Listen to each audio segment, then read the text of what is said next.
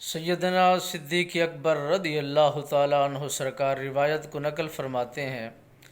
کہ ایک وقت کا ذکر ہے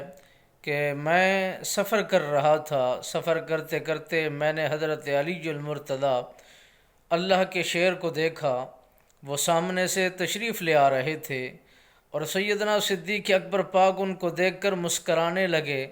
اور سیدنا حضرت علی المرتضیٰ رضی اللہ تعالیٰ عنہ سرکار نے پوچھنا کیا، حضور آپ نے مجھے دیکھ کر مسکرائے کیوں ہیں؟ اس میں وجہ کیا ہے؟ آپ میں یہ خوبی اور اس انداز میں مسکرانا کس بات کی طرف یہ بات دلالت کر رہی ہے؟ سیدنا صدیق اکبر پاک فرماتے ہیں کہ اے علی المرتضیٰ، میں نے نبی پاک صاحب الاولاق صلی اللہ علیہ وسلم سرکار سے یہ فرماتے ہوئے سنا ہے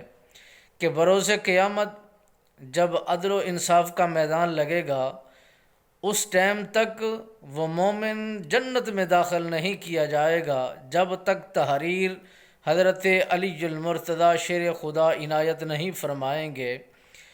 اور حضرت سیدنا صدیق اکبر پاک نے جب یہ جملے مسکرا کر کے بتائے تو حضرت علی المرتضیٰ شیر خدا سرکار فرماتے ہیں، اے صدیق اکبر،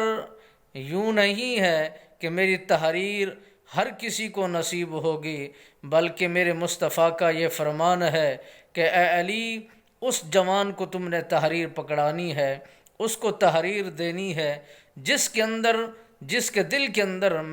میرے صدیق اکبر کی محبت ہوگی، اور جس کے دل کے اندر میرے صدیق اکبر کی الفت ہوگی، اسی کے دل میں اور اسی کے ہاتھ میں وہ تحریر سونپنی ہے اور وہی تحریر کو اسے عطا کرنی ہے۔